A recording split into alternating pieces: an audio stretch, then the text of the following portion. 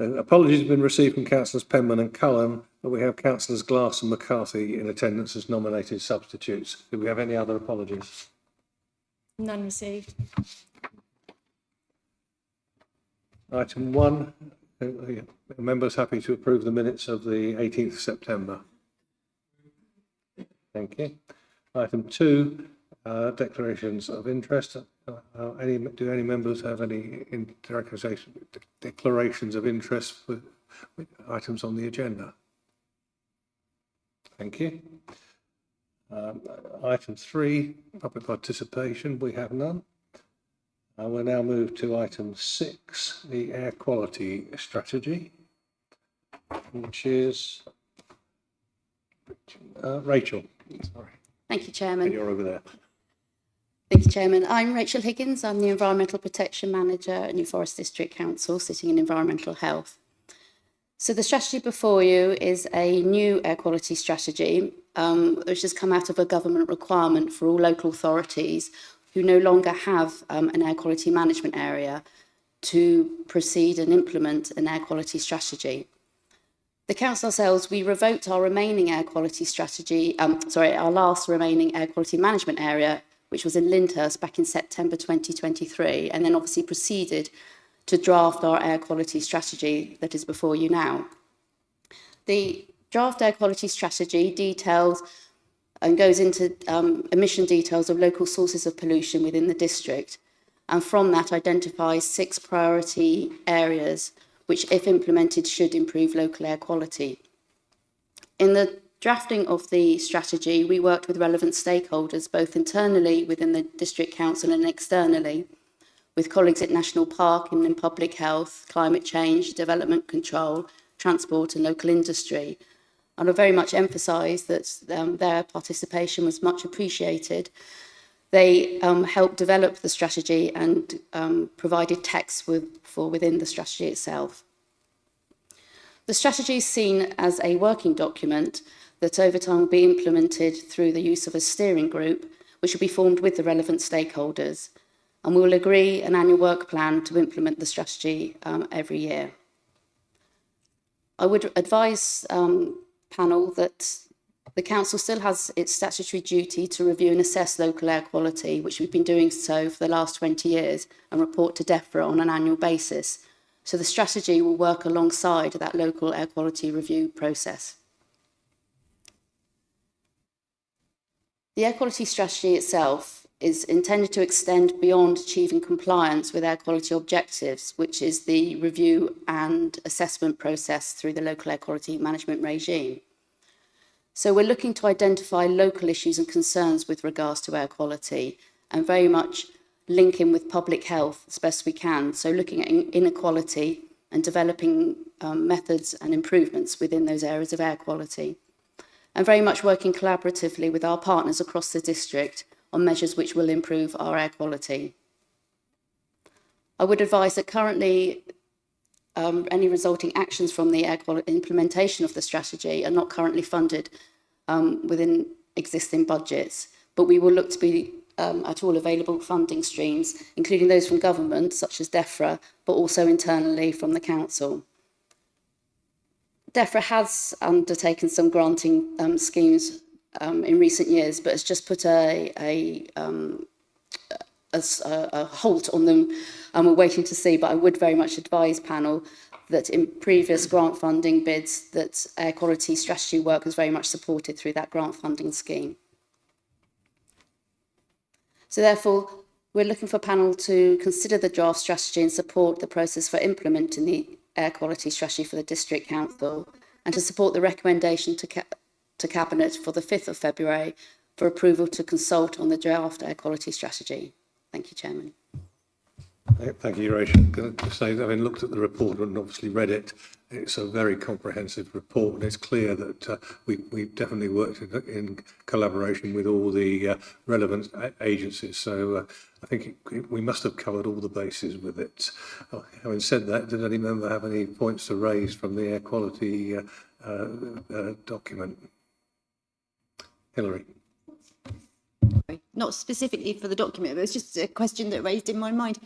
One of the pieces of work, obviously Lyndhurst was bad quality and now it's not, but we're currently working with Hampshire Highways to change the roads and walking and everything in Lyndhurst. And one of those things is to change to 20 mile per hour around. Would that make it worse or better? In theory, it should make it better because you'd have smoother driving and therefore less stop-start and kind of acceleration. But as we've discussed with the parish council, that anything like that would need to be modelled to ensure that it would be the case. Cool.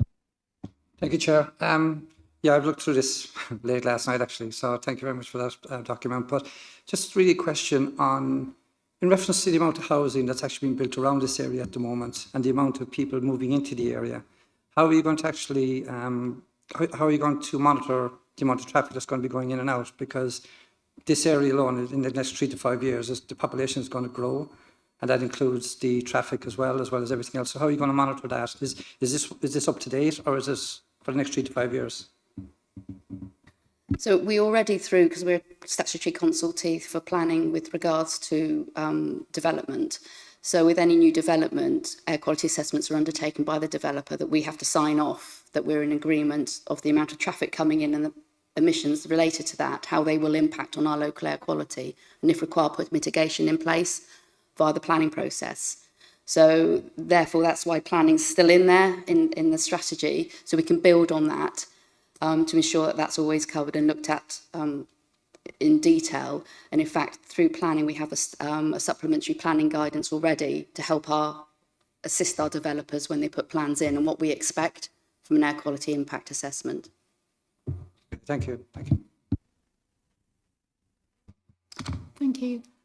In the past, we've had a lot of discussion about the Redbridge Causeway, and it's been monitored for quite some years, and we've all been told how awful the air quality is along there. Is all that going to be taken into consideration when you move forward, because given that you have no money to spend? And there's a green box down on the Junction Road next to the railway station. I wondered if that was still active. I don't know if you know if that is still active, measuring the air quality. So we continue to monitor air pollution in Totton on Junction Road for particulate matter and nitrogen dioxide. And against the air quality objectives set by government, we are significantly below the air quality objective levels. We also monitor along Redbridge Causeway using diffusion tubes, and again, we're below objective levels. That was part of the clean air zone work with Southampton. So monitoring will continue because we have to still do that and assess it. So this will run alongside the strategy and feed into our monitoring.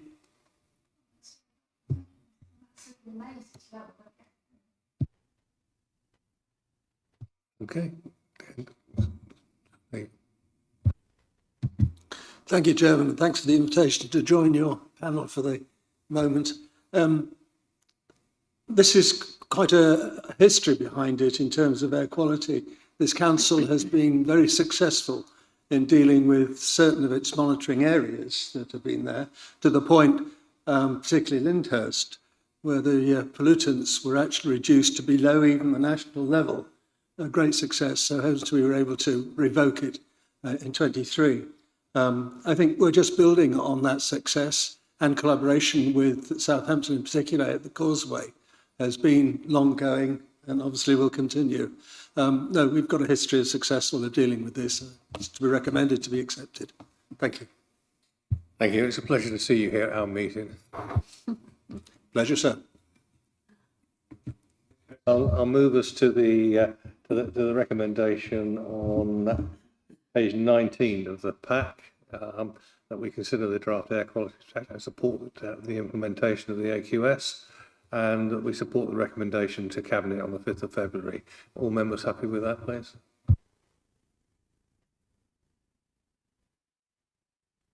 Steve, do feel free to leave now. We hate to keep you here too long.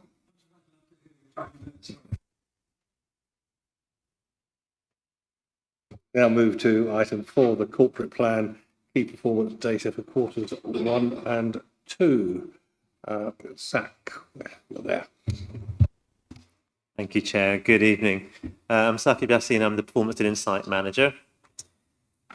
We could get thank you. So I'm presenting the performance dashboards today, and the KPIs that are noted, key performance indicators or KPIs that are noted in the dashboard, they all form part of our corporate plan that we brought here previously and have had approved at Cabinet. And we've recently had our performance management framework approved at Cabinet in the summer of last year. That outlined our reporting and accountability commitments. As part of that accountability, I'm presenting today the Q1 and Q2 data where that's available, and it's now presented in the form of the dashboard. In total, with a reference to the appendix, there are 48 KPIs in the dashboard. Each is organised by the corporate plan theme and the priority, the portfolio holder, and the associated panel. So you'll be able to see that those that are flagged for consideration today as laid out in the dashboard themselves.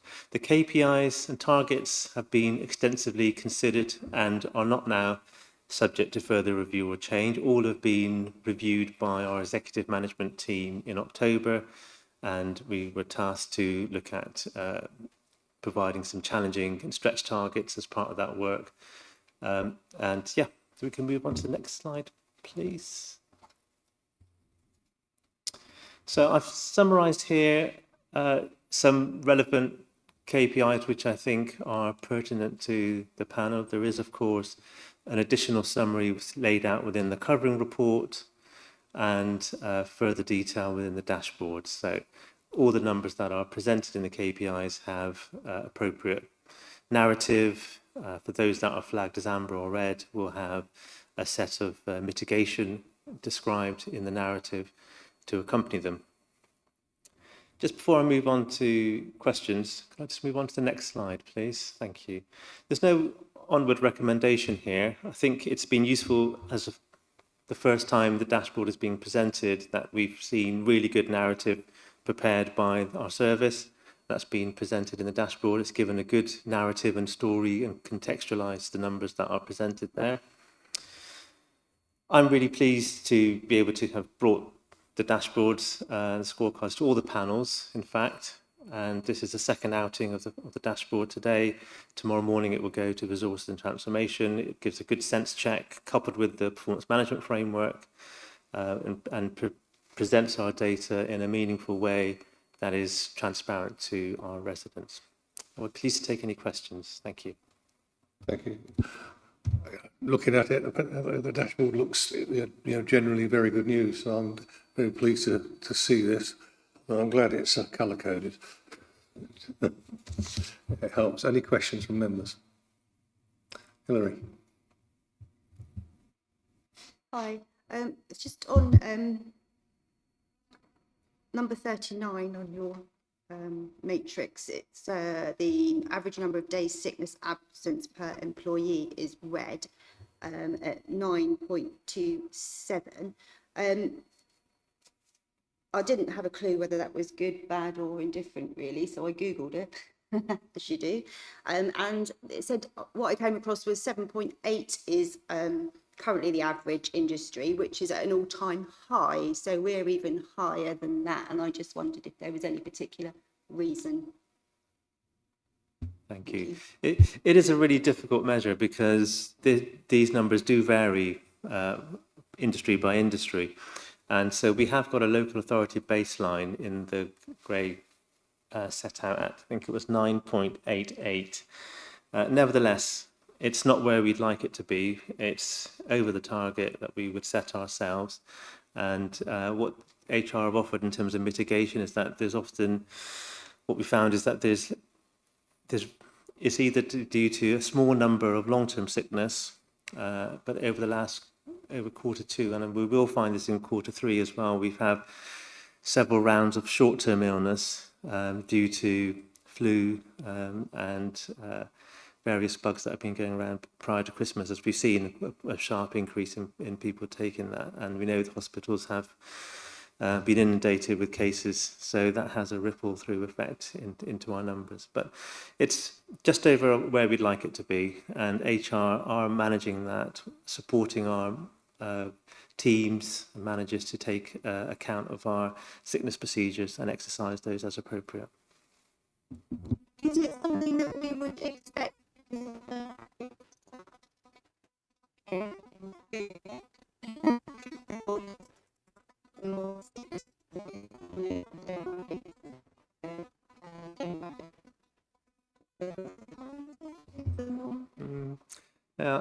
fall within that demographic now, so I'd say us older generation, we're a lot more resilient. Yeah.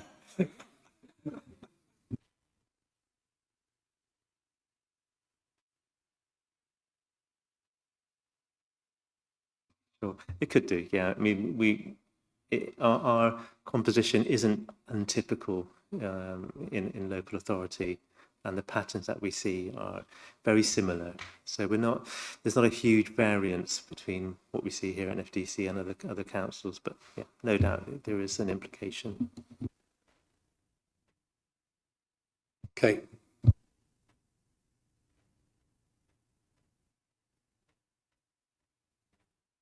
Certain meetings or what, do people heads roll or what happened?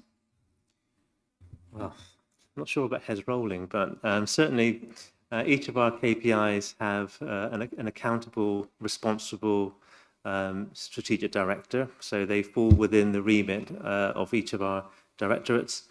Underneath that, we have responsible people that are responsible for delivering it. We have policies, procedural documentation that helps support the delivery against our objectives and our priorities. Our frontline teams, we're all delivering against this and trying to make sure that our figures are where they should be. So whenever we see a number fall outside of an agreed tolerance, there is normally a consequential resulting action from that, and we will be following that up. I see no other hands, so I'll move to the recommendation, which we're pleased with the report, basically, I think it says here. So thank you for that. All agreed? Okay, moving now on to item 5, community grants 25-26, with the supplement on pages 3 to 20. I'll go to Ryan first and then invite the chair of the Task and Finish group to speak if he wishes to do so. Thank you, Chair. So Ryan Stevens, Service Manager for Revenues, Benefits and Customer Services.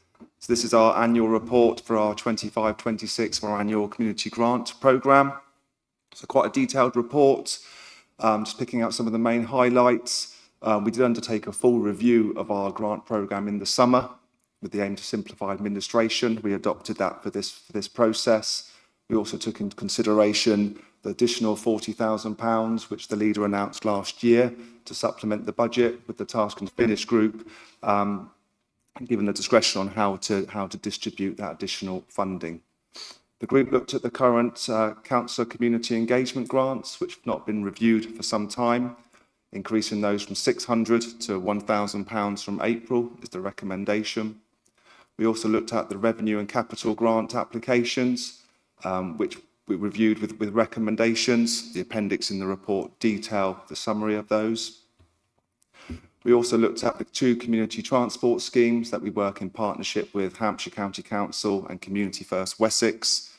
These are being extended until the 31st of August to give Hampshire County Council some time to review the process, the current scheme, and then to undertake a full procurement exercise, which we will work with them in that. And then lastly, following a recommendation from Cabinet back in August, it was to consider the suitability of a community lottery scheme to run alongside our current grant programme to see if that can provide additional financial support to local organisations.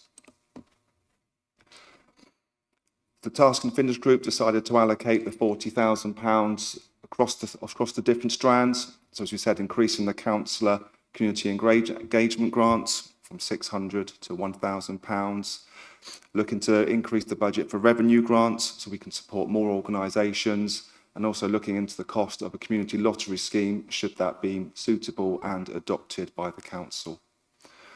We looked into the councillor engagement grants. Increasing the amount will enable councillors to provide more support in their local areas, increased local engagement by working with local groups and people, and also be able to support smaller grants which are often ineligible for grant schemes, including our own, where the lower threshold is now £3,000.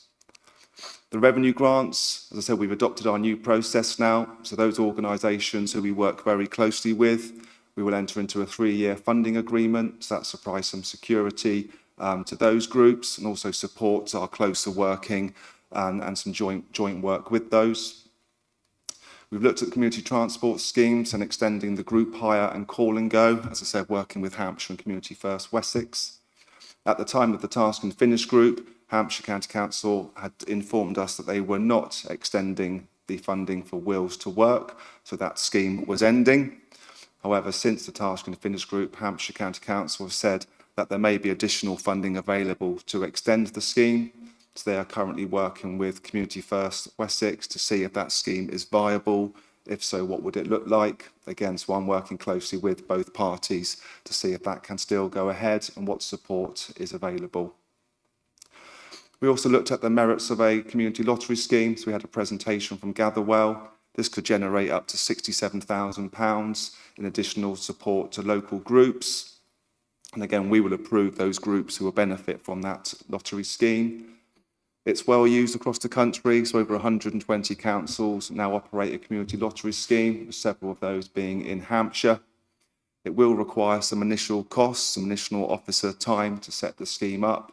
Once it's operational, administration is minimal, and it will be requiring support from local groups who undertake a lot of the publicity and promotion themselves. So going to the recommendations. The recommendations are to increase the councillor engagement grants from £600 to £1,000 from the 1st of April, to approve the community grants of £152,500 in revenue grants, £77,871 in capital grants, to approve the 2 community transport schemes, call and go and group hire, £44,359, we'll work with those. And then that the panel further consider the adoption of a community lottery scheme and make a recommendation to Cabinet, either to provide a more detailed report about how that scheme could successfully run in the district with both short and long-term implications, which will then go through the normal process, scrutiny panel and Cabinet, or not to advance the scheme at this current time. Thank you, Chair. Thank you, Ryan. Alan, do you wish to speak? Thank you, Chair. Thank you for letting me speak. I mean, I want to first of all thank the committee for their attendance and their work that involved in doing this. It's quite a difficult task for us each year, because when we look at this, there are always a lot more applications than we can actually afford to support. By changing the criteria last year to what it is this year, that has enabled us to be focused a bit more on the main charities that we want to be able to support. And by increasing the council engagement grant from £600 to £1,000, it will enable local members to support the smaller communities where they fall short of the recommended level that we have as a district. Also, I'd like to support the idea of the community lottery scheme, because that will enable, if we went ahead of it, about another 60,000 predicted that can go to help other local charities. So yes, I would recommend that you follow those proposals. Thank you for that comment. Any member wish to ask any questions on the community grants? Kate. Doesn't work. I just wonder if the 3-year is a good idea, considering what's going on at the moment. It just seems a strange financial idea for me to think that, in 3 years' time we're going to be committed when we don't really know what's happening. Just a thought.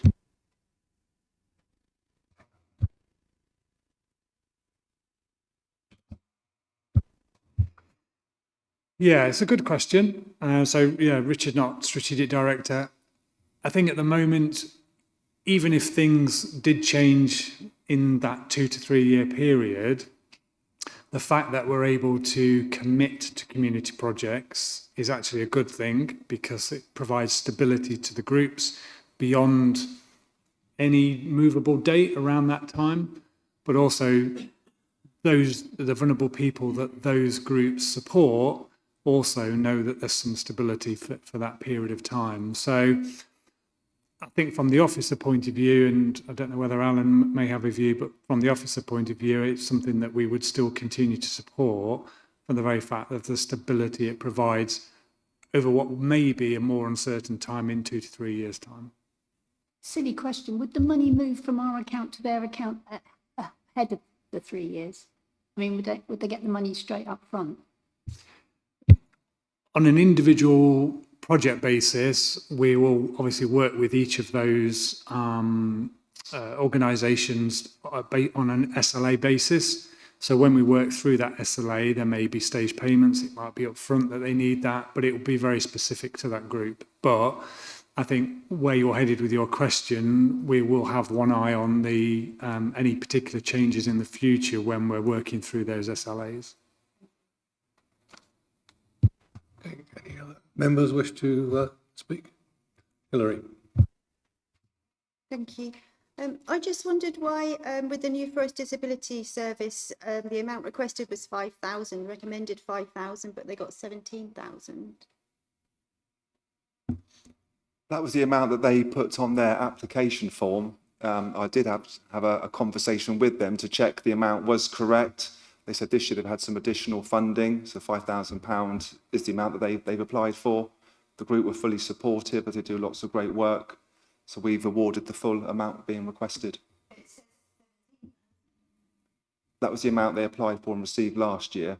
So this year they've applied for 5,000. The recommendation is 5,000. Sorry, I read that column incorrectly. 2024-25 award. I assume that was what was awarded this year. That's the current year, but obviously this report refers to 25-26 awards. Okay, I see. And what does the not applicable mean? So not applicable means they didn't make an application last year, so there wasn't a previous award or decision. Okay, thank you very much. Okay, thank you.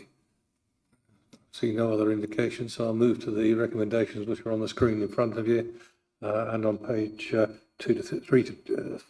sorry, of the supplementary document. Are we happy to pass those on block? Four's got a choice. Sorry? 4 has a choice.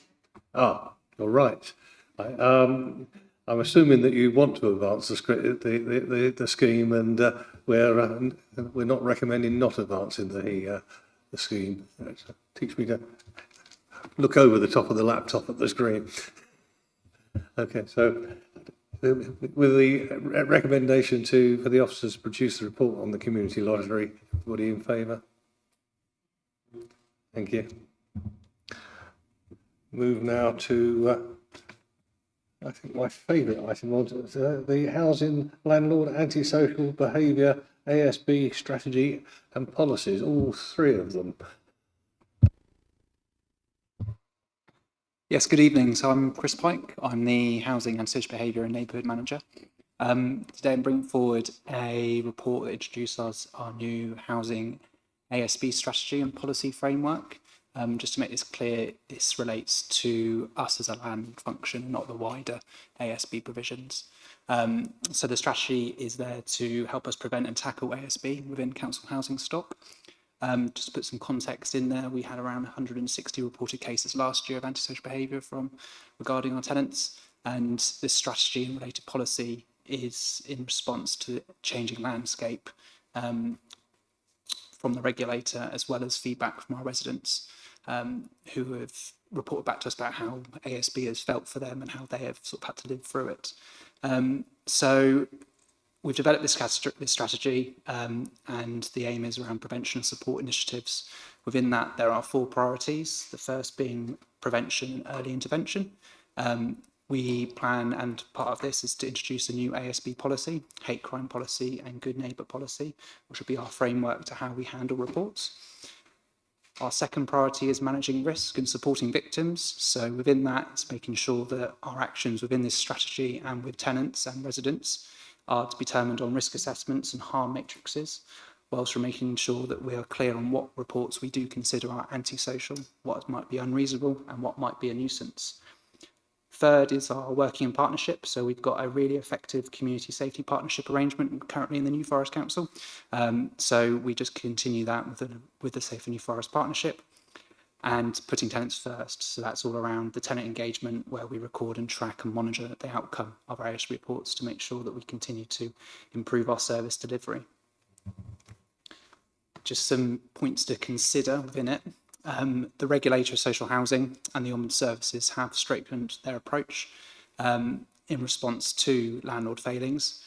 Landlords have been notified that there is an expected increase in standards, and that there's a large focus not only on repairs but also on antisocial behaviour. Within that, the Ombudsman has released a series of spotlight reports to help landlords improve their services.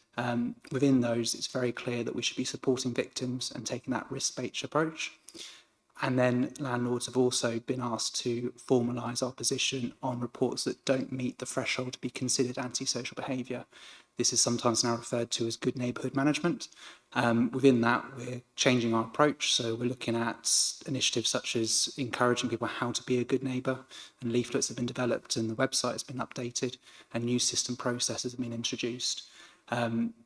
We've done a new staff response and case management process to help us deliver this policy, and a new neighbourhood team, which is headed up by myself, has been introduced, and that will focus solely on our individual response to ASB and neighbour reports, as well as being that visible presence amongst our estates and communal buildings. To move on to the recommendations then. So what is being asked is that the proposed policies are brought forward for the portfolio for housing and homelessness to approve them. This is ahead of the strategy, and this is just because we need those policies in place to help us deliver the service at the moment. And then the strategy will then provide us a long-term framework for service delivery, and also that partnership working to alleviate the antisocial behaviour. Obviously, once the strategy is fully adopted, any policies will be updated in line with any changes required and will be constantly reviewed. Okay. Any questions at all? Thank you for that. So I think these three reports have been very well put together, although they do have a certain sameness to them. The Covenant report, I had one or two moments of sort of amusement, but it was quite interesting to see the things that people complain about.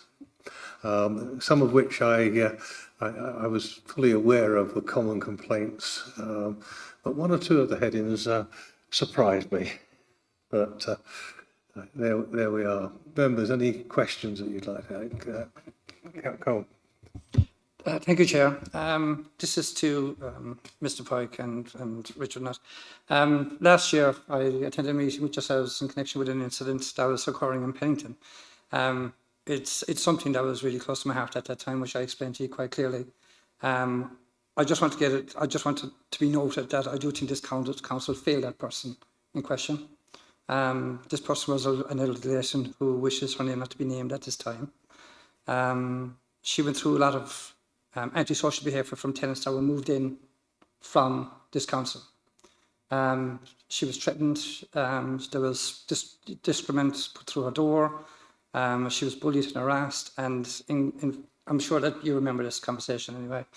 But that person in question, she ended up she nearly had a nervous breakdown. It went through the channels, as I was informed at that time, and it went through the channels for 5 years. That person, as I said, was an elderly lady. She was in her late 80s, who had to put up with this for quite some time, and I do feel that this council let her down. She's now moved from the area, and her health has declined.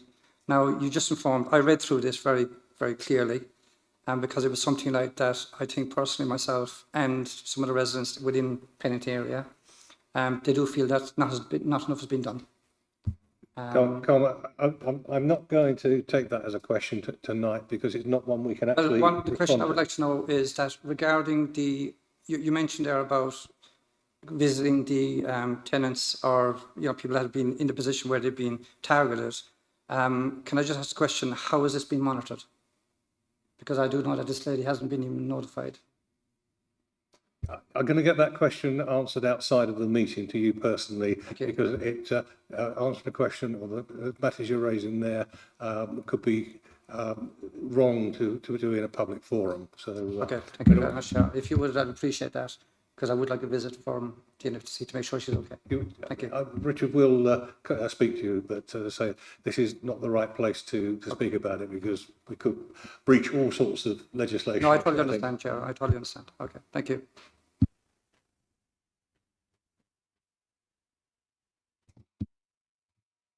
It mentions in the document about a digital consultation platform implementation to allow targeted consultation to different tenant groups. Could you explain what that means, please?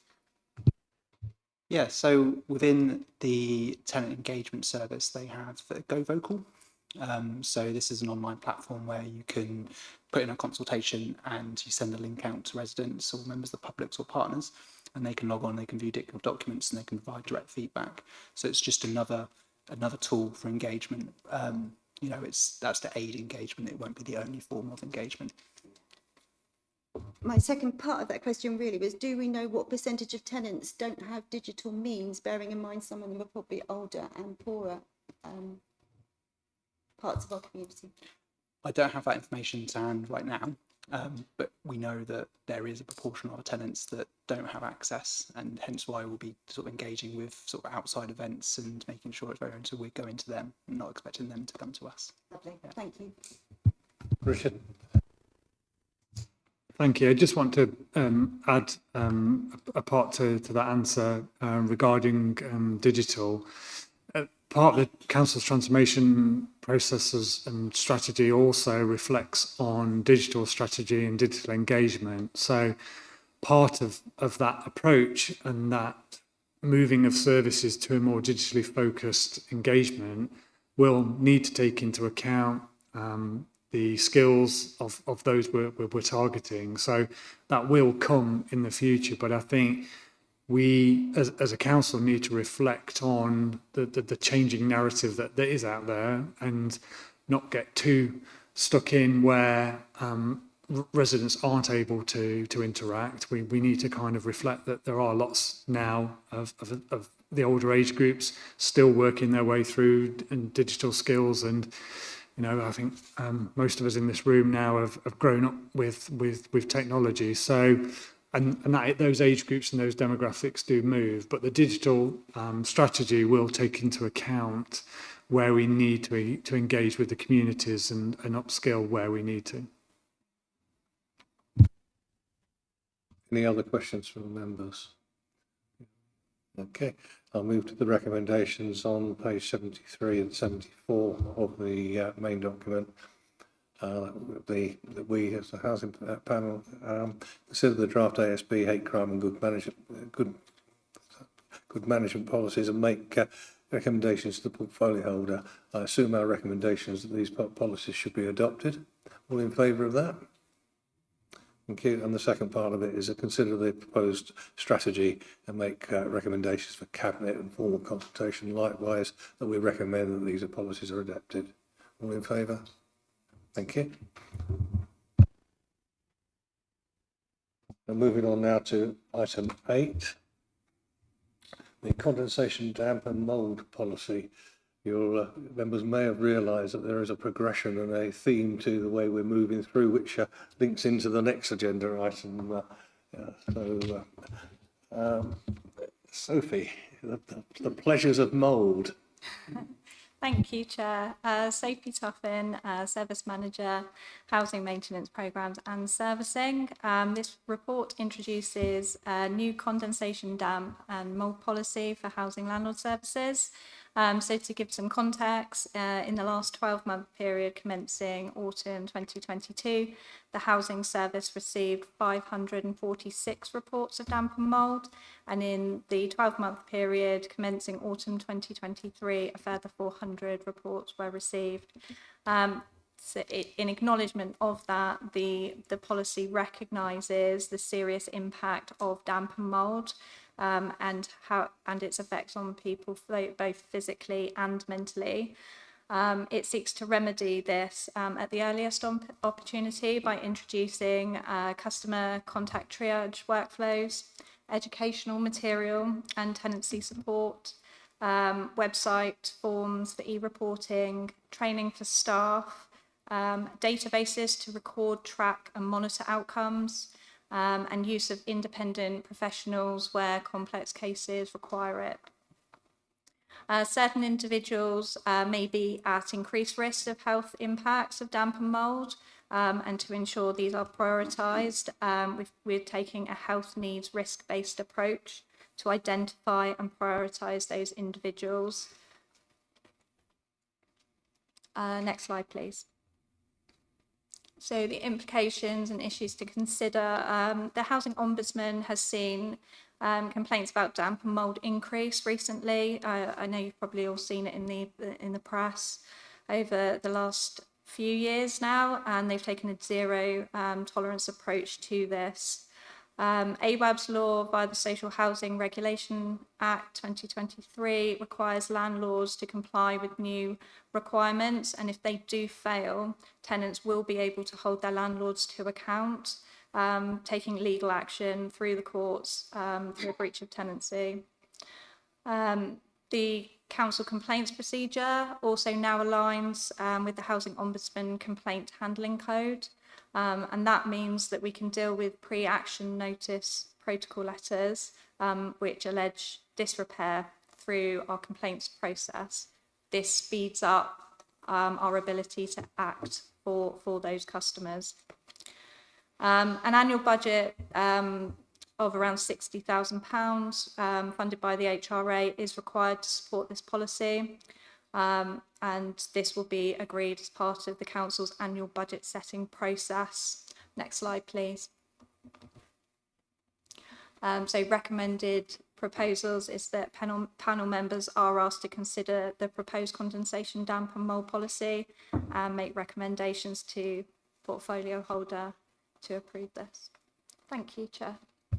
Thank you, Sophie. Another excellent report. Reading it reminded me to get the shower cleaned properly. About the only place I've got mould in the house, I think, but there we are. Members, another the detail of what we have to go into on some of these reports, and you wouldn't think there could be so much to do around mould and damp and condensation, but it's a very complex subject now, and rightly so. If you think of some of the publicity and incidents from the past, any questions from members? Janet. You mentioned a number of complaints you've had from tenants in this area. I just wondered what proportion of those were due to problems with the houses and what proportion were cases where the tenants needed to do something to get rid of the mould themselves. I can give you the exact figures and I can come back to you with those. There are the things that tenants can do, and we are working to make sure that tenants are aware of the things that they can do to limit condensation, damp and mould, and a lot of where our priorities will be in that education piece, so that people really understand, much like as we retrofit properties and increase the energy performance, ventilation is very much at the heart of our conversations with residents to make sure that as well as heating their homes, they're ventilating them too. If you could come back with the figures, that'd be great. Thank you. Sorry. Following on from that, really, and again around communications, how are we communicating that out to the residents? So we've been doing that through home talk, through our websites, and our tenant engagement group have been part of that, so that we're getting the language right there. And again, through any homes that we're retrofitting, where we're fitting ventilation, we're also using Go Vocal wherever we are making these changes to properties, to invite them to a page that has information on either renewable technology or ventilation. And will that be shared out wider to the rest of the residents rather than just the tenanted? At the moment, the Go Vocal part is for residents that have been directly affected by that, and that's mainly because it's quite new and we want to get feedback. But otherwise, the damp and mould guidance is on our website for anybody, and we do have information that is available through the website for anybody that wants to get that. Thank you. Richard? Yeah, just a couple of things to add, taking the second question first. We do put social media pages out and bulletins on damp and mould and how to tackle that. We've got Sophie says we've got a leaflet on our website that does explain that. Kirsty's team in the private sector will also do a very similar role in private rented properties with both landlords and tenants. So we'll see quite a few people there as well. And then picking up your first question on the engagement and not forgetting each of the tenants who report in issues with damp and mould, we have a well embedded now process that engages with each of those, not just on the phone call that they make to report that for the first time, but also in follow-up calls where we check on progress. Is it returning after they've carried out the initial pieces of advice? So there is an ongoing engagement with each of the reportees. I just think, I know sometimes, like on my Facebook feed, I sometimes see the district council posts, but I don't always see them. And when I see them, I share them on my councillor Facebook page out to my local residents.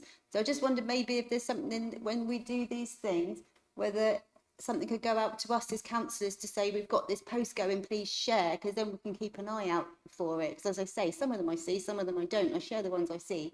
I can't share the ones I don't. But it might be nice if something like really important that the rest of the wider community could do with seeing, that we can then all share it on our pages. Well, Thanks, Chair. Just one quick question regarding this. I mean, it is a great document, I have to admit. I found it a very interesting reading. Regarding leaseholders, how does it work with leaseholders? How does the council find them responsible, and who is responsible from leaseholders' point of view?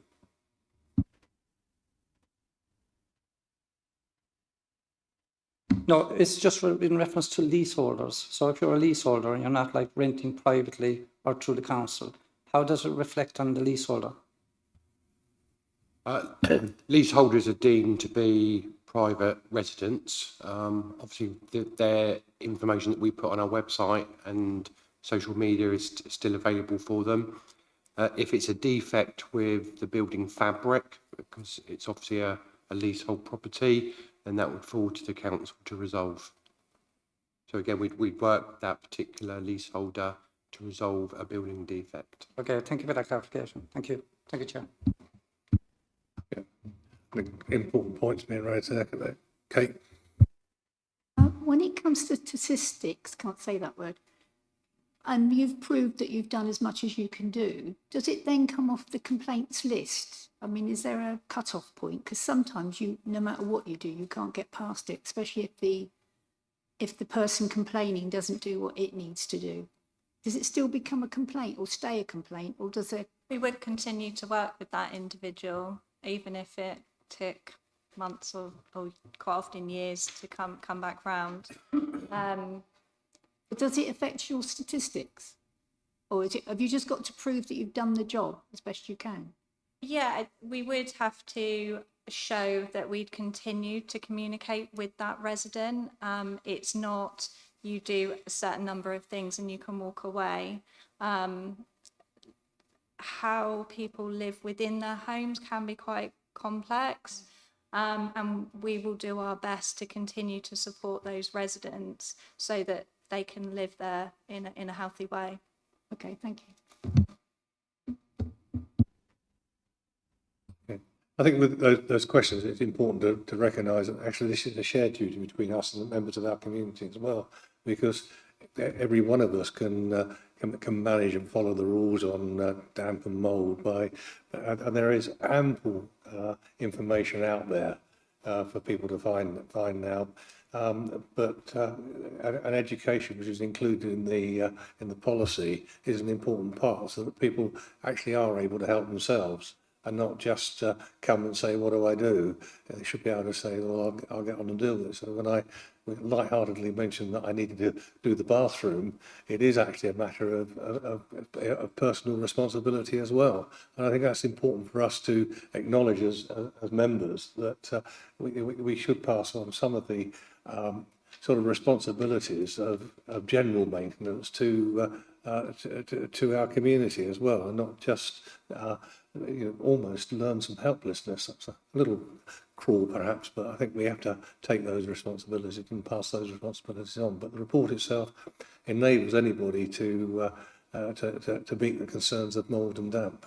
So, members, I'm asking you to follow the recommendation that the panel considers the proposal of the condensation damp and mould policy and make recommendations that the policy is adopted to the portfolio holder. All in favour?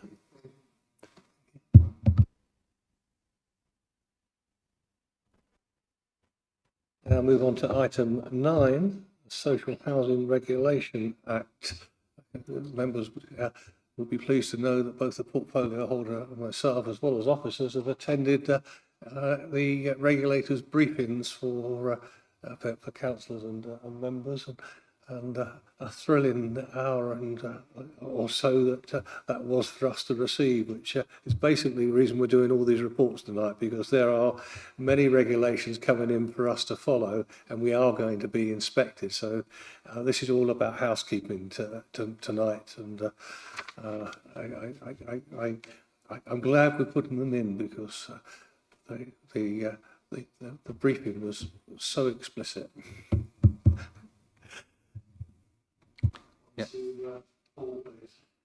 Yeah, thank you, Chair. So Paul Thomas, Assistant Director of Housing. I think as the Chair has explained, this is a coverall report, and a number of the reports you've seen tonight already, particularly antisocial behaviour, the damp and mould policy, are very much enshrined in the new legislation and are part of the process. The report is a background to the legislation, how it came about. There's mention of AWAB's law in there and Grenfell Tower as the start of this. And I think we always go back to the context of its compliance, health and safety is the number one.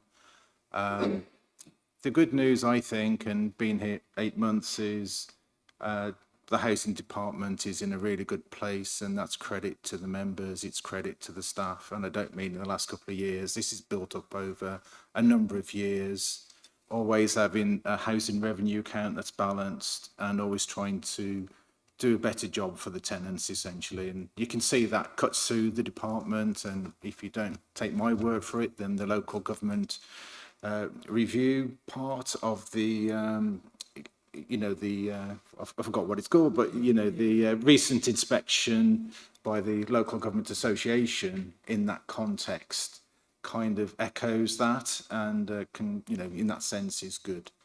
But I think this is really guarding against complacency, because we are in a new world. We've been looking at where housing associations versus landlords have fared in this process. And I think up to date that councils have fared very badly in the inspection process, with most receiving what are C3 and C4 grades. So C3 is non-compliant, C4 is special measures effectively, and intensive regulation and input by the regulator. We are nowhere near those places, in my opinion, but we need to prove we are where we are. So that's why all this housekeeping, that's why we've got to catch up with all these policies and procedures. There's 4 compliance standards which I'll point out in the report, but underneath those 4 standards are probably about 90 to 100 standards under each one, where you're basically going through a risk exercise. It's called a gap analysis. So we're seeing what policies and procedures we haven't got and trying to put them in place in a priority order. So that's effectively what the report explains over 15 pages. I think it also gives background to the tenant satisfaction measures, which is they talk about not having league tables, but essentially they are looking at the tenant satisfaction measures regularly, particularly around the compliance, gas, health, safety, and risk assessments. Our good story is our stock condition survey. We've got 100% stock condition survey, and we understand very well where we've got properties don't meet the decent home standard. Many councils and house associations have fallen down on data. The reason, I don't know if we're going to move on to the recommendations, Chair, but essentially this is just a note report and also to make any recommendations about the progress or tips and hints that you may have to help us through this process.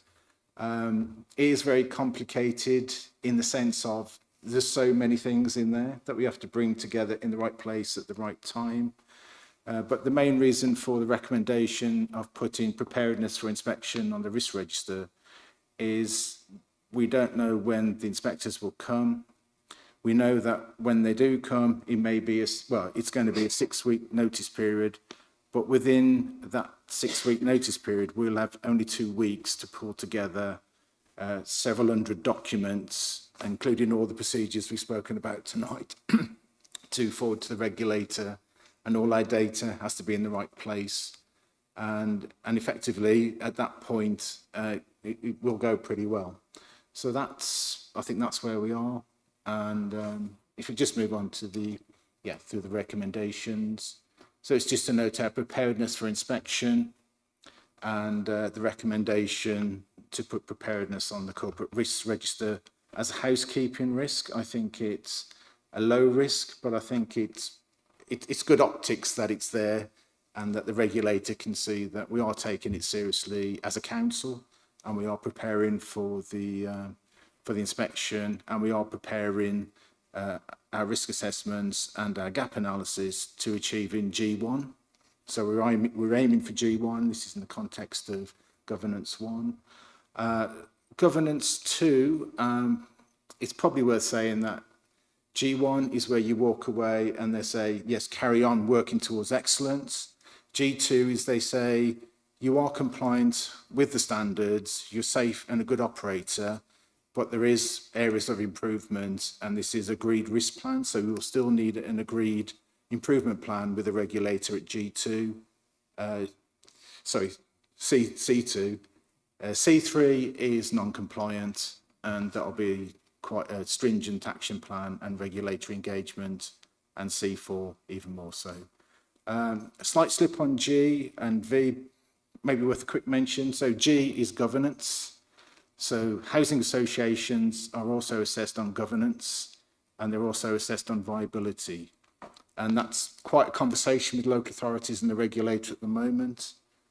So governance, they can't actually say how a council is run, but they do have a set idea in their minds of how it should be run in the context of end benefit to tenants. So it's about demonstrating that the council itself is effective in delivering the outcome to tenants, and that's the test. And the viability is all about our housing revenue account, in effect. Have we got finances for the future? Can we fund our programmes, etc., etc.? And both of those, I think, are pretty good as well. And I'll leave it there and open it up to questions. Thank you. I think if anybody's been a school governor and been Ofsteded, this is the equivalent process for the council and the housing team. And having, as I said, mentioned that briefing that Steve Davis and I've attended, and I think I came out thinking I'm never going to ever remember all the different categories that we can get inspected on. It is just so complex. So, and I think I'm really grateful that we've got such a good team, represented over there, but all the officers who work on this within the council, because they are keeping us, looking professional, doing a really good job. So I personally like to pass all my thanks on to them, and I'm glad I don't have to do that on a daily basis. It is so complex. So members, if you are able, bearing in mind what I've just said, to make any comments on something which you are aware of within all those myriad of rules, please put your hand up now. Kate. Can I just congratulate the teams as well, because I think they're amazing. I love this committee because I always feel like I'm on a winning team, even though I'm only watching you lot do all the work. But you've been fantastic, and I've been on this about 10 years now, and it just gets better and better. So well done. Patrick. Yeah, thank you for the report. Does any of our buildings falls under the Building Safety Act, the high-rise or high-risk buildings, or if so, how many? I can take that, Chair. Richard Thompson, Service Manager for Housing Major Projects. As a local authority, we don't have any high-rise buildings that fall under that regime. They do have a second tier down, which is buildings over 11 metres, and I'm pleased to say we don't have any of those either. But there are some, obviously, regulatory requirements under the fire safety order that we do have to comply with. That's primarily Section 156, and we've just done a big piece of work where we've written out to all residents, been holding some engagement sessions, putting some comms out in our Home Talk magazine, developed a new fire safety website. So we're quite comfortable where we currently are in regards to our regulatory duty. Thank you.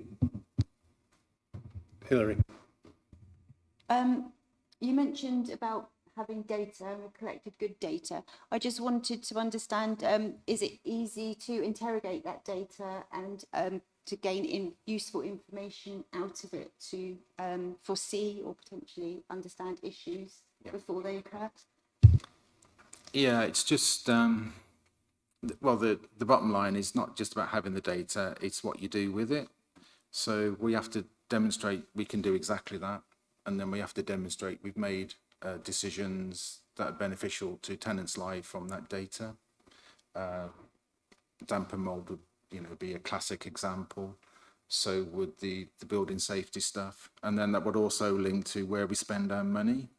So they talk about coherent spending. So if we say we've got several thousand, we haven't, but if you've got several thousand issues around repairs, maintenance, fire safety, if we then said, oh no, we spent it on something else, they would look to that's the viability bit, when they would look very much to see you're learning from your data, you're collecting the right data, and then you're doing something with it that's got an outcome. When you see the next agenda item, Hilary, you'll begin to realise how it all links up, because that's the HRA, and yes, I know there's fire doors mentioned in that shows where we have to comply, and all these different rules and regulations and checks and inspections all come together when it gets to that sort of budget head. But, Richard. So yeah, just to add to Paul's answer, and particularly been steeped in the data side for some time, and the team have kind of taken this on since I kind of moved roles. We've got, and this relates to Zach's team as well, we've got a comprehensive set of performance dashboards, and they're updated monthly, which give us early indication of any particular issues that are arising that we've not yet spotted operationally. And you've seen some of those based on the tenant satisfaction measures that we previously presented, but behind those, there's a whole suite of data reports that inform the managers about their services. And that indicates then to you that we've got the systems in place to collect that data and then feed it into meaningful reports. In addition, we've identified as part of our gap analysis that we are light on specific tenant data around vulnerabilities, protected characteristics, income, all those types of pieces of data which say that we perhaps should change a service delivery approach in a certain area or to a certain group.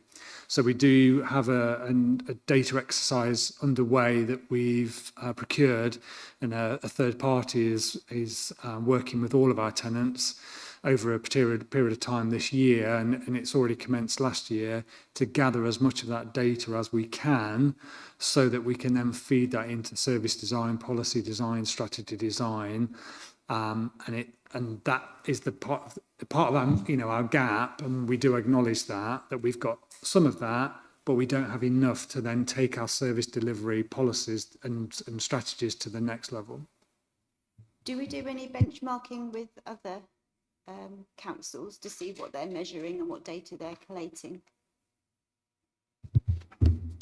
Yes, we do. There are a number of advancements in that area as well. So we've got all the TSM data, which has been published now nationally. So we've got all of that data, and a very clever person in our team has put all that together, and we can compare ourselves with all of those, not only the tenant satisfaction measures as they get output, so the 22, but also all of the kind of figures and statistics that make up the totals. So we can see their stock sizes, we can see how many complaints they had, all sorts of things. So that gives us a really good comparison. Also, across Hampshire, we will be bringing together a landlord group as part of a bit of a strategic approach of how the districts all working together. So that will be one of the things that come, and through that group we'll be able to share things and look into how things are working in other districts. That's a good question. Thank you, Hilary. I think again, when you look at our tenant satisfaction results that we've seen at other meetings, we could sit back on our laurels, but we're not. We're using this data. We are continually wanting to strive towards excellence, and that's what we should be doing as a responsible authority. And as I say, I repeat, all credit to our officers for making sure that that's happening. Members take you to the recommendation that we consider the Housing Department's compliance with the social housing regulation to progress in improving its services for tenants. And I think we may put some questions, and then part 3 is approve a recommendation and put preparedness for regulatory inspections on the corporate risk register. All in favour of the recommendations as set out in the report. Thank you. Now move on to the housing revenue account, item 10, on the housing public sector capital expenditure programme for 25-26.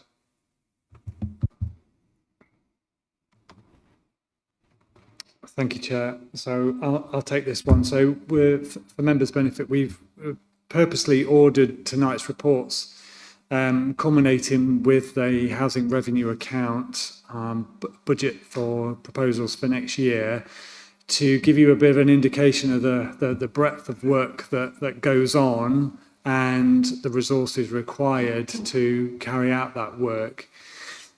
So feeding into bringing those to a close is the housing revenue account proposed budget for 25-26. And the main points in what is a very obviously detailed report, an extensive report, there are some main areas that I do wish to highlight to you. And going back to Hilary's point about data and how we use that data, well, very clever people over there have crunched a lot of property data over these last few months. And because of the work we've previously done on stock condition surveys, which the council committed to a few years ago, we've got very, very good data, and further investments into property modelling, energy modelling software, brings us to a point where we do have a very robust view of the requirements to upgrade our properties, not only the energy efficiency, but also the components within those properties, particularly around kitchens and bathrooms and roofs, etc.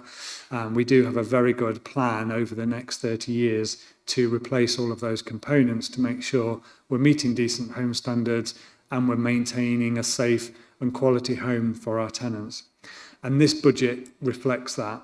And particularly one of the changes, or one of the kind of advancements from last year's budget, is an increased level of capital spending, which is reflected in the 18.939 million that we're proposing to spend, which will go some way to increasing the budgets for fire safety and statutory compliance, headed up by Rich's team, and also the continuation of the decarbonisation work and energy improvements to reduce fuel bills and make homes more comfortable for our tenants.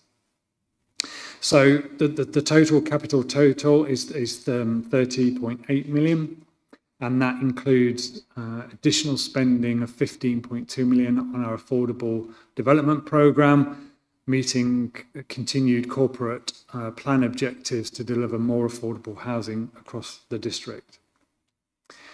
However, to achieve this level of spending, it will mean increased borrowing, but what we have also done over the last year is finalise, or it's ever moving, but finalise a 30-year business plan forecast, which forecasts the ability to borrow extra money over the 30 years. And because of our income coming in from existing homes and new developments, that forecast tells us that we can take on additional borrowing and also afford the interest payments that borrowing entails. The other implications of this report are largely the rent increase, which we ask you to have a view on in the recommendations. We are proposing the maximum uplift, which is CPI, so inflation plus 1%, and that will be 2.7% based on the inflation rate in September. It's fair to point out that obviously since then inflation has increased, and what that means is that our costs will still go up, but the rent increase figure will be fixed at the September rate. The report obviously recommends repeating what I've just informed you about the increased expenditure on the housing maintenance and capital programmes, but that is affordable within our 30-year projections and the HRA's capacity to borrow and pay off interest repayments. We will need to partially refinance some of the debt that we already carry to bring that into a balanced budget. But we will be amending the 30-year business plan to accommodate all of those increases, and we'll be bringing that to future panels and member meetings. I have added in here the tenant involvement group feedback based on the report. It's not in your report package because that was published before the tenant involvement group had an eye on the report. However, since the published reports, we have met with the tenant involvement group and we've received their feedback, which is in front of you. I don't plan to repeat that word for word, but it is supportive of the recommendations, and they also acknowledge the work required and the need for balance in increasing rents, but also to continue to maintain our homes. So the recommendations there are taken from the report that you've already seen and cover the rent increases across the portfolio of properties. Service charges this year remain largely unchanged. You'll remember that last year we had a significant increase in service charge costs, but we're now back to modifying those as to reflect our actual costs. And the recommendation covers the increased expenditure, which is highlighted. Thank you. Remember some quite significant figures there in the report. Any questions? That's nice to see. I'm going to take you through the recommendations one by one, because I think it's important that we do them one by one. So the first recommendation is that from the 7th of April 2025, an increase in dwelling rents of 2.7% for the 24-25 weekly rent level in accordance with government guidelines. All members happy with that? Perhaps happy is not the right word, but recommendation 2, that from 7th of April 2025, an increase in the garage rents of 2.7 from 24-25 weekly rent level to be agreed. All in favour? Thank you. Recommendation 3, from the 7th of April 2025, an increase in the shared ownership property rents of 3.2% from the 2024-25 weekly rent level in accordance with the government guidelines of RPI plus 0.5% to be agreed, and that the weekly rent of one additional property sold under previous legislation be increased by 2.7. All in favour? Thank you. From the 7th of April, this is item 4. Service charges will continue to reflect the actual charges, and following a reduction in window cleaning utility costs, these respective charges will be reduced. That's probably the good news one, isn't it? All in favour? And that the HRA budget as set out in Appendix 1 of this report with those significant figures be agreed. And finally, really pleased the portfolio holder for finance that the Housing Capital Programme as set out in Appendix 4 be agreed. Thank you. In which case, we item 11, and the star attractions of the night, the portfolio holders updates. Councillor Steve Davis.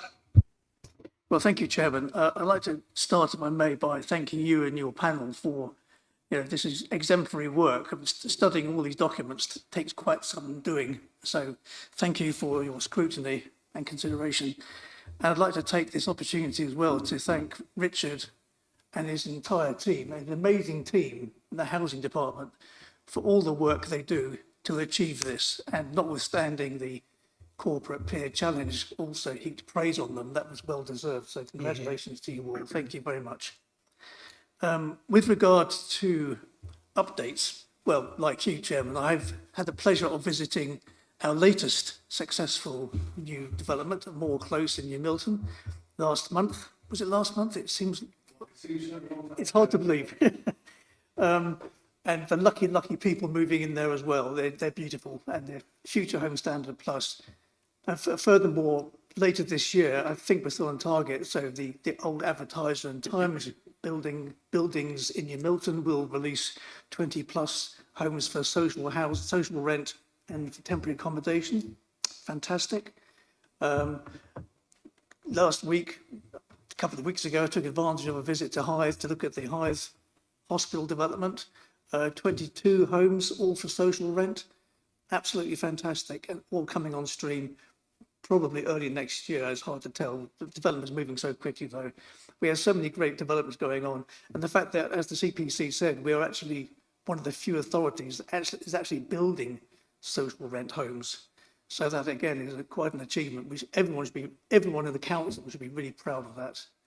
So as I know I am, and I certainly get this from Jill every now and then in one of my ears, reminding me how lucky I am to have this portfolio. So, Chairman, that's about it. Thank you. Thank you, Steve. Just on More Close, it was a really good visit to see the quality of the builds there, and I had the pleasure of talking to one of the tenants of two of the adapted flats on site, and she was absolutely delighted that even when they moved in and the heating hadn't been on, even in December, the property was at a mean temperature of 18 degrees without the heating. Which I thought was a really great thing to be able to report. And then she said, my other half is delighted with the kitchen because all the surfaces are able to be adapted to his wheelchair use. She said, but I don't know why he's so happy because he'll never use them. But I'm sure on the odd occasion that he wants to make a cup of tea, etc., etc., the fact that there is that quality and that flexibility within the premises, and of course, both of us also saw that in the construction stage, and if additional mobility aids need to be put in, like hoists and things like that, everything is pre-fitted into the building to enable all that to take place. That's the way that buildings should be done everywhere, and it's future-proofing our buildings, and I think it's a great advert for the council, but also for the officers who do all the hard work doing the planning that results in the builds taking place. So it's a good thing. So I've sort of added to your bit there. But, Dan, down to you. Thank you, Chairman. sort of reluctant to turn this into a love-in, but I would just like to agree. I think although only a report to this panel, it's always a pleasure to come along and hear the great work going on in housing and communities. And I think the councillors have a really good role to play in asking questions. And frankly, in a non-partisan way, it's really nice to see the engagement. Really good. And on the back of that, I would like to thank the Task and Finish group for community grants for the great work they did. It was really good to see the streamlining of that process that we talked about, you talked about earlier tonight, particularly with the towns and parish councils no longer coming through there, but through the SIL side of it. I think it really helped streamline it. And I know last year, I think you went on for a week or something with your applications. It was really, really long. So well done. And thank you to not just the councillors, but the staff who obviously work for a lot longer than just the couple of days that the councillors look over it. So really good. Some of the things that have gone on since the panel last met, I'll just quickly remind you all. St George's Hall opening, 29th to the 30th of October. That was really well done, and credit to officers who organised it. I personally hand-delivered invitations to all of Calshot residents for the community event, which was on the second day, and that was really good. And obviously, the official opening on the day before, it was really well attended. And those of you that were present, I'm sure you'll agree, it was a very nice thing to do and be involved in. So I'm formerly councillor here and Councillor Glass, and I know Deputy Leader was there as well as officers. So it was a lovely thing to be involved in, and so nice that the District Council paid tribute to Dora Tarrant, who was a real stalwart down in Calshot and really kept the community going. So it was a really lovely extra touch there. The next one I would update on was the community forum on the 4th of December, planning for an adverse incident. And this was like the second part to the forum we'd had back in the spring. I have to start with an apology on that one, as panel members here were overlooked, and I would like to see that the next one they are invited again. But that didn't take away from the fact it was very well attended. We had an excellent attendance from the parish and town councils, and I've heard loads of good feedback since, which I'll gladly pass on to the team. Really, sort of the second half of the day was covering sort of a workshop where you envisaged how you would respond to an adverse incident in the community. It was a really good way to get the councils and other partners thinking about how they would respond. So there'll be more good things like that to come. And then lastly, the Totton Police Station opening on the 11th of December. That was really well received. I've not been back since, but I hope it's being well used and the public are coming in with any queries or questions. And the chairman of the council was there as well as local councillors. So that was very good. A couple of other updates. The team are progressing well with food safety, inspecting all of the high-risk food premises, which are on target to have them all completed by the end of the financial year. We're prioritising new food business registration inspections based on risk, as we continue to have a high number of new businesses setting up in the district, 88 in the last 3 months. Licensing, the draft taxi licensing policy amendments were agreed at General Purposes and Licensing Committee recently, and they've gone for approved. They will be approved by Council in February. And you've had the update on environmental protection. Following a number of engagement sessions, this is arts and culture, partners and the public, a workshop took place last week to begin the drafting of the cultural strategy for the district. Once the draft is produced, this will be brought up to panel prior to the public consultation. And I think that's about it. Thank you, Dan. And yes, the community forum and the resilience forum, I was in attendance this year. Well, I sneaked out at the end because I had another meeting to go to. But I thought it was a really good afternoon, and quite surprising the sheer amount of work. If there's a major electrical outage, I didn't realise how many people were involved in putting it all back together. It was really informative. it's more of those, I think, that are more than valuable. We move on now to the work programme, and I'm hoping that members have got nothing further they want added to the work programme, because looking ahead, this is we'll be just as busy at the next meeting. There's lots more to come up, and more light reading for you all. I'm sure you. I find it a great cure for insomnia.